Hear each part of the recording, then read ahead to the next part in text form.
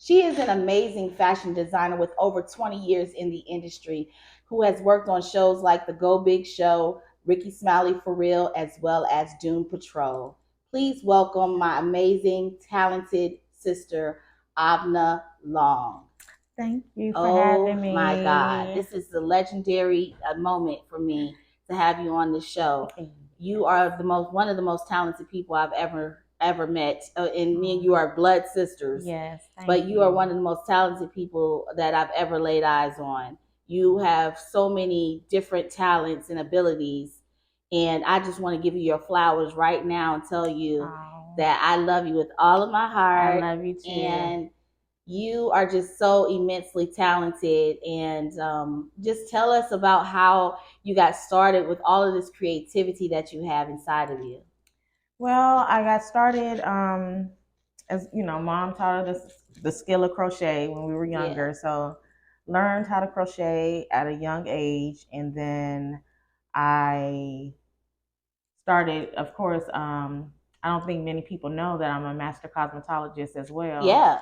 So when I had the salon, I would bring in my mannequins and put the crochet pieces on the mannequins. And on my slow days, people would come in and the crochet pieces would sell. They would ask to buy the crochet pieces.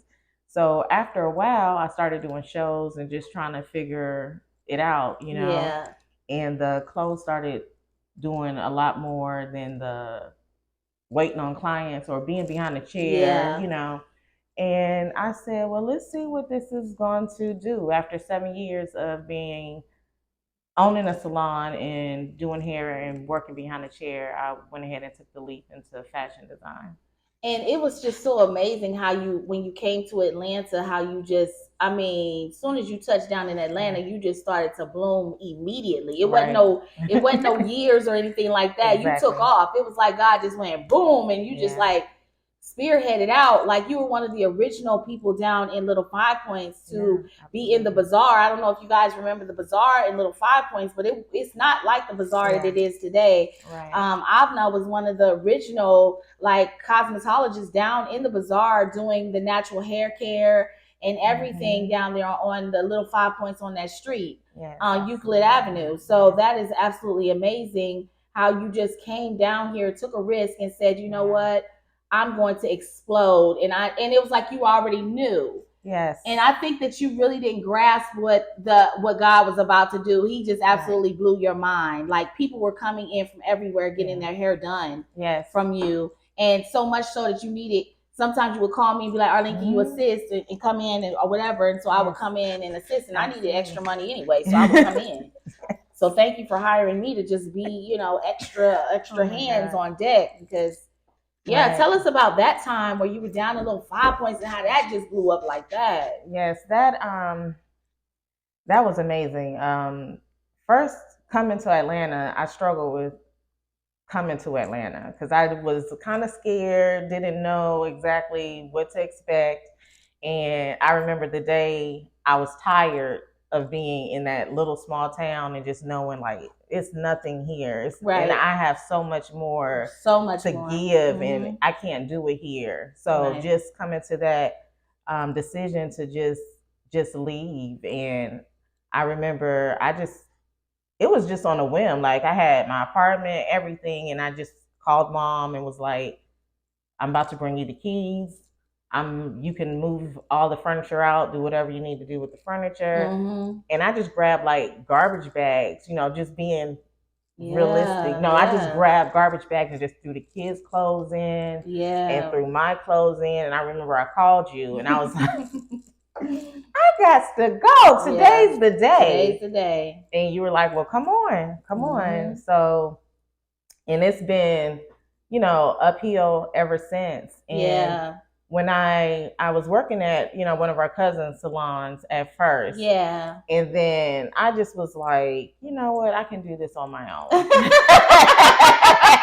Right. So every month I would save up and buy salon equipment, and I would put it in the garage, and I would buy my stations and the salon mirrors and the shampoo bowls and the dryers and the floor mats and,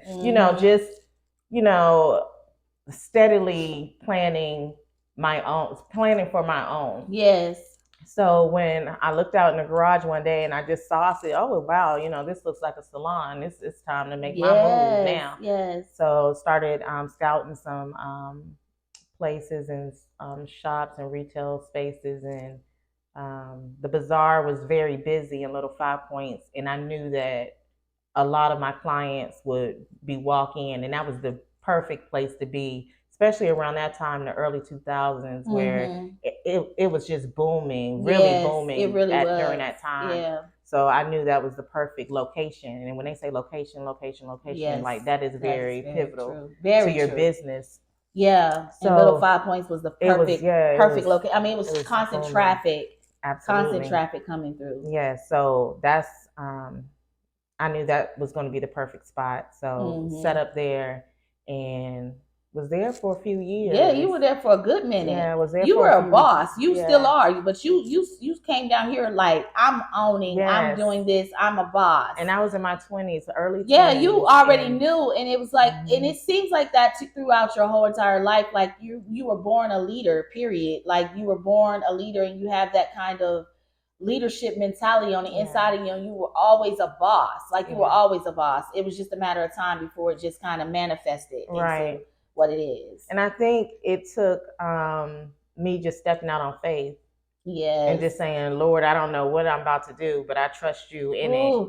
Jesus. And just walking in it. Yeah. And just letting him have his way with me. But it was scary. And I struggled with it, for a minute, because you had been gone and you were already here setting yourself up. And it took me a minute to come, but that is how I started putting the clothes in the salon, the crochet clothes, and then eventually teaching myself how to sew. And then that took me to another whole nother realm. Oh my God. A whole nother realm of success and prosperity. Tell us about that, how that just took off. Doing the sewing, I would literally buy a sewing machine and stay at that sewing machine just like it was a regular job. And I felt like if I could go to work at a 9 to 5 or stay in a salon all day, then I could stay at that sewing machine all day. Yes. And I looked things up. I Googled a lot of things I didn't know, because I would ask people and they wouldn't tell me. They would just, it was a gatekeeping thing. Right. Like, I'm not telling you because, I worked hard and I'm not giving you any information. Yeah. So it was a lot of that. So YouTube University, yes, that's right, helped me a whole lot, and just trial and error. And knowing, okay, I'm going to fail at something. But it's going to be okay because I'm going to learn what not to do and what to do. What's the proper way to do things. So I think that's what a lot of people don't understand about success is you have to fail your way into success. And a lot of times people fail and then they're like, oh, well, forget it. I didn't do good at that. But if you can get back up and continue to try or take a different approach or whatever, you'll find out that was a lesson that you need to learn to get you to the next destination that you need to get to. Absolutely. So, and tell us about all of the amazing opportunities that you've had from doing from sewing and putting that time in at that sewing machine. I've been able to use that skill alone to put my work on, to design for a lot of people. World, basically, because your clothes are around the world right now. You've done Nicki Minaj video. You've done all the celebrities, India Arie, so many other celebrities that you have done. Kelly Rowland, Elle Varner, Cynthia Bailey. Yes. Guaple. Yes. The list. Yes, the list goes on and on because really it's been such a long history and journey for you over the years. You have styled some of the most amazing, iconic figures. And like I said, I give you all of your flowers, girl. Every last one of them, because you deserve it. And I've been there. I've been there since day one of you, putting in the work and the blood, sweat, and tears of getting to where you are today. So tell us about Fashion Week. Like, you've been to Fashion Week a lot of times and you've I'm talking about you've headlined Fashion Week. So, I mean, tell us about how you started to get into even the Fashion Week and all of that good stuff. Well, the first Fashion Week that I did, it was, I actually went out before Corto Mamalu and Michael Costello. It was on a big platform.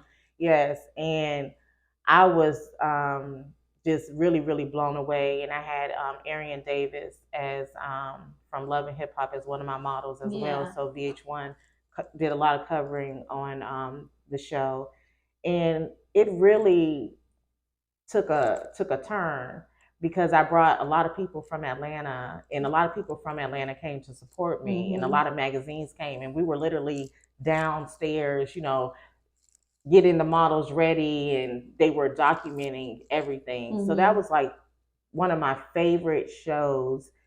And I say that because it was like I brought Atlanta with me. Yeah. So it was like family there. Yeah. It was like, family. Yeah. And then this past Fashion Week, I was able to put my first plus size model on the runway. Absolutely amazing. And that was very important to me because fashion comes in all sizes. It sure does. And it needs to be seen. Yes, it does. It needs to be seen. And represented. That's excellent. And I put LaToya Hayward on the runway. Yeah. And she did amazing. That's so good. She did amazing. And people are like requesting you every Fashion Week. They want you to come back again and again and again. And you've been many times. So congratulations on this past Fashion Week. Absolutely amazing pieces that you made. I mean, the whole world was watching when those pieces were coming down that runway. And I just see you going to France. I see you in Paris and on those runways as well. So I'm so glad. I just would like to request that you take me with you when you go to Paris and France and all those amazing places. What kind of knowledge can you give to some of the up and coming fashion designers that are coming up in the industry? And what lessons have you learned along the way? I would say to stay the course and stick to the lane of design that you do, because it's so easy to watch people and then to copy their aesthetics, but it's very important to get your own aesthetic. Yes. Get your own signature of design, because that's what's going to set you apart from everybody else. Yes. And I don't look at nobody. Yeah. And I try not to, because I used to look at people when I first started. Right. And then I found myself doing certain things that kind of was like them. And I was like, oh no, that's not me at all. Right. And I'm more innovative and futuristic, and I'm always designing on another dimension, such as like 3D, and trying to form the fabric and manipulating the fabric and using different textures. So I can't look at other people's stuff, because I have my lane of design is so intricate and so detailed that it's just like it will taint me. Yeah. It will taint me to do that. Yes. It would taint me. It would throw me off course. It wouldn't be good. Yeah. And it's not good for anybody to do that. That's very true. Because it starts to taint your gift. That's so true. Because their gift is their gift. And what God gave them, that's their lane, and that's what they do. What he gave you is what you do. Yes. And you have to nurture the gift that he gave you. And that is very important. So I don't look at nobody else. I just try to thank God for the gift he's given me, and I talk to God before I do a lot of my pieces. Sometimes I don't have an answer. I have a design, but don't know exactly how to implement it. So I'll pray and I'll ask God to reveal it to me, and then he will. Yes. And so in my dreams, I will literally go to school, go to class. It will be a class. I'll wake up tired, like I've been in class all day. But I've been literally, talking to God in my sleep, and him giving me the answer. So I wake up and I'll have the answer. Yeah. And I'll know exactly how to execute it. I might have to buy a few more things to get it done. Yeah. But I do that. And when you see these sculpture pieces and these 3D pieces and these different ranges of design, inspired by God in your dreams. Absolutely. And it lasts for years and years and years. I'm always a step ahead of my time. Yes. And that's what you get when you go to God for guidance. Ooh, he will put you in a position where it will last for a lifetime. For a lifetime. So that is where I'm trying to stay. Yes. And I try not to look at anyone else's stuff. That is so amazing. Like a lot of people, they get inspirations from so many other things. And it's just so amazing that you can close your eyes and get inspiration from God, and he can give you everything that you need. Absolutely. I've been there before, and I can attest to that as well, that he will definitely give you the vision behind a product or production or whatever it is that you have a desire to do. Absolutely. What are some of the challenges that you've had along the way on your journey to success? Some of the challenges, okay. I would say just learning everything basically on my own. Yeah. Because I'm like, man, if somebody would have told me this like 10 years ago or 15 years ago, I would have been here. Yeah. But I know that it's also God's timing. Yes, it is. But I mean, I really would have appreciated it's a long road. I really would have appreciated the help. Yes. So I try to give people as much guidance as I possibly can. You have helped so many people, and let me just say that you have helped so many people and catapulted so many people in the industry today. Like the people that you look at on set right now, those people have been catapulted by you. And a lot of people don't come back and give you your roses or your flowers. But like I said today, I'm your sister, and I'm gonna give you every last flower, every flower. Oh my and God. I'm gonna throw the whole flower bush. You understand what I'm saying? Because I know that you've helped people, and I know that you basically assisted people to get into the industry. And for that's why you're always blessed, and that's why you don't want for nothing, and that's why God continues to bless you.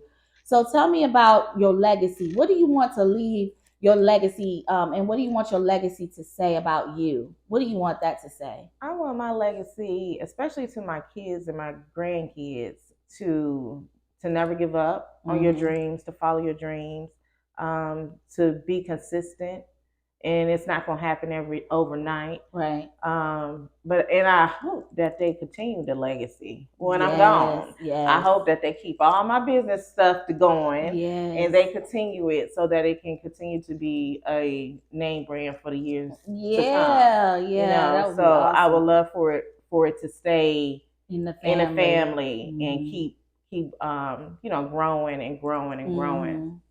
So that is one thing that I'm looking forward to them doing when I'm gone. And if you can sum up your journey in 3 words, your entire journey in the industry and in your career, what would those 3 words be? 3 words. Well, I'm going to say that I'm grateful. I'm going to say that I'm thankful. Yeah. And I'm humbled by the journey. Yes. That journey will humble. Yeah. I always talk to you about mine. I said, boy, gotta humble.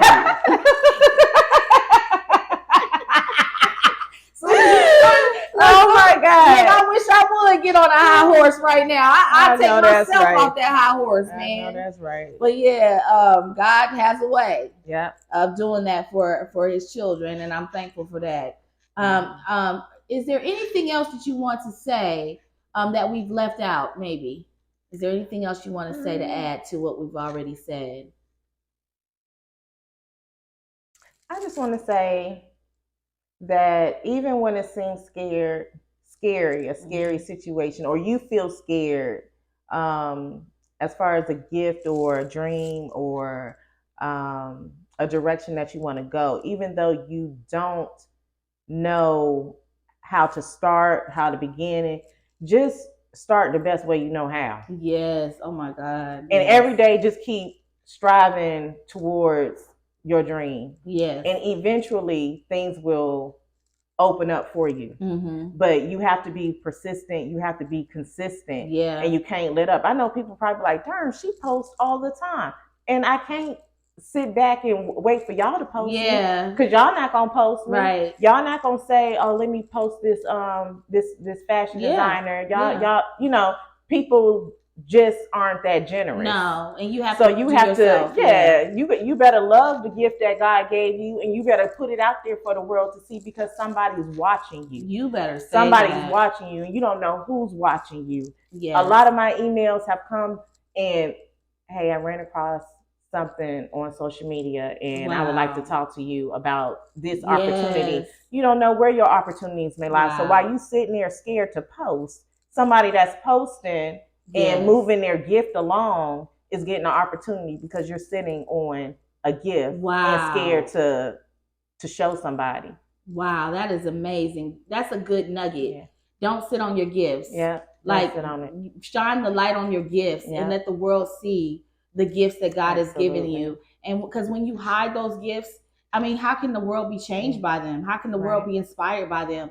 And I feel like it's our duty and our job to let whatever gifts that God has planted on the inside of us, to give them away. Absolutely. And to let it shine into the world, so that if somebody can be changed or inspired by the gift. Yes. That's amazing. That's a good thing to leave our people today. Tell us where we can find you, and tell us how we can get in touch with you. You can find, and how to buy your pieces. Okay. You can find me on Instagram at AVNAH. You can find my website is avnah.com. You can find my beauty and skin products on Walmart, AVNAH Organics. And you can find my book, Sewing Basics 101, on Amazon and Barnes & Noble, and on my company website. Talk a little bit about your products and your book, because I definitely want to cover that right now before we leave. I want you to cover the products, how you got started with the products, and what inspired you to write the book. Okay, I got started with the products when I owned the salon, and I would make products for my clients, because at the time that was when natural hair was booming and the natural hair era was really coming, alive. Coming alive. It was new. It was very new. Yeah, so I wanted to make sure that the products that I was using on my clients were natural as well. So I was making products for my clients, using it on their hair, on their twist outs, on their braids, locks, everything. And then I started getting orders outside of the salon when I closed the salon. And then I said, you know what, let me pitch this.